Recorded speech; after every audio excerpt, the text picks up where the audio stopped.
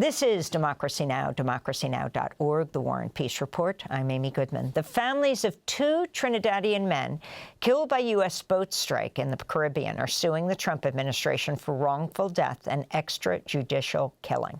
On October 14th, Chad Joseph, who was 26 years old, and Rishi Samaroo, who was 41, were on a small vessel headed back to Trinidad from Venezuela when their boat was targeted, killing all 6 people on board.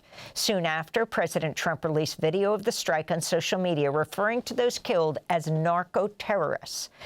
The families of Joseph and Samaroo say both men had been away from home working on Venezuelan farms and fishing and were simply returning home. At least 125 people have been killed in the unprecedented bombing campaign on civilian boats in the Caribbean and Eastern Pacific since September.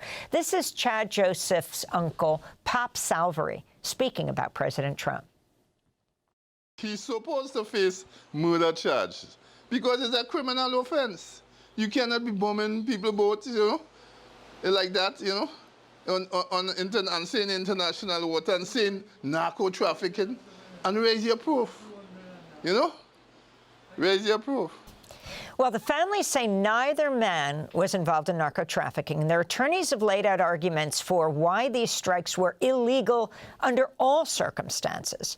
For more, we're joined by Baher Azmy, legal director for the Center for Constitutional Rights, attorney for the families. Welcome to Democracy Now! Lay out their case and who these 2 young men are.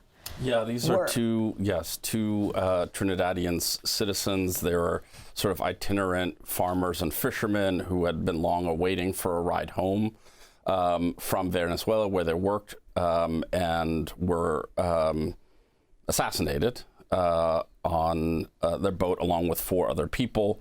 And it's just sort of, I think, the latest example of the Trump administration's total mockery of, contempt for the post-World War II human rights consensus, where nations are constrained by law and not mere might. And under that law, nation states can't just sort of willy-nilly declare war on some entity, like some unspecified drug cartel, and then use military force. The conditions for an armed conflict aren't there.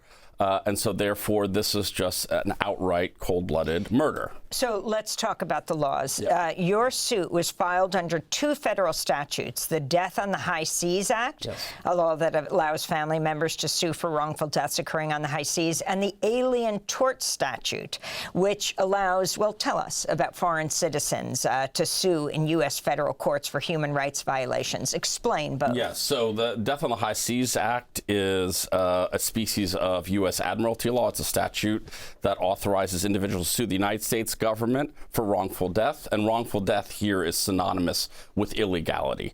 And because there's no legal justification, there was no war, these were civilians, it's illegal under any peacetime or wartime paradigm, and then just constitutes simple murder. And then the Alien Tort Statute allows foreign nationals to sue for egregious human rights violations, which is an extrajudicial killing, an arbitrary deprivation of life.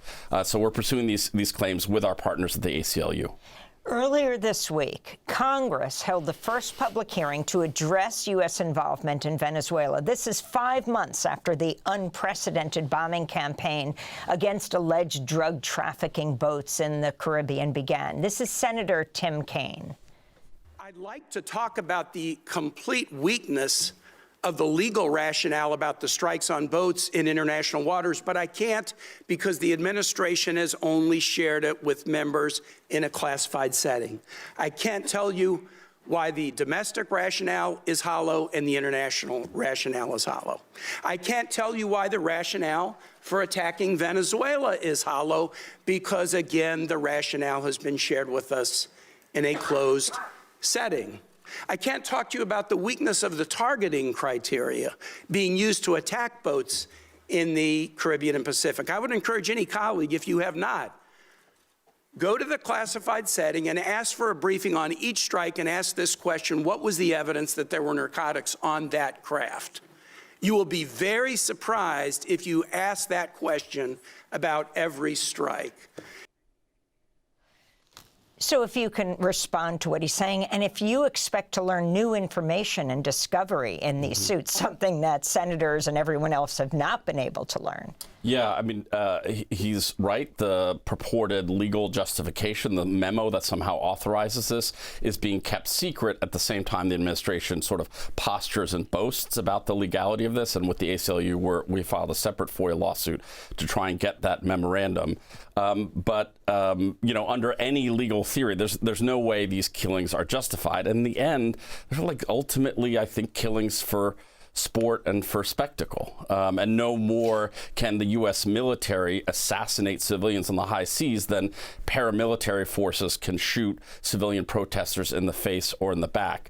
And we're seeking accountability, justice for the victims, and a clear ruling that we cannot kill with impunity. Baher, before you go, I want to ask you about what's happening in Minnesota. And you may not know this latest news, just been reported that the former CNN anchor, Don Lemon, and independent journalist Georgia Fort have been arrested. Last week, they both reported on a peaceful protest at a St. Paul church where a top ICE official serves as pastor. Lemon's attorney, the famed free speech lawyer Abby Lowell, called his arrest a, quote, unprecedented attack on the First Amendment. Lowell went on to say, quote, instead of investigating the federal agents who killed two peaceful Minnesota protesters, the Trump Justice Department is devoting its time, attention, and resources to this arrest.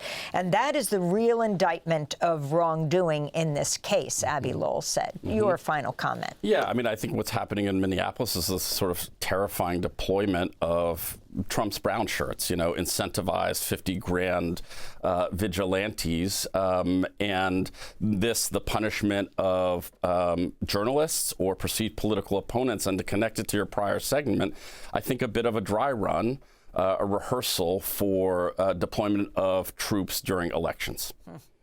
Well, I want to thank you for being with us. Baher Azmy, legal director of the Center for Constitutional Rights, attorney for the two families of two Trinidadian men killed off the coast of Venezuela in a U.S. boat strike on October 14th. The case is Burnley versus the United States. Thanks for watching Democracy Now! On YouTube. Subscribe to the channel and turn on notifications to make sure you never miss a video. And for more of our audience-supported journalism, go to democracynow.org, where you can download our news app, sign up for our newsletter, subscribe to the daily podcast, and so much more.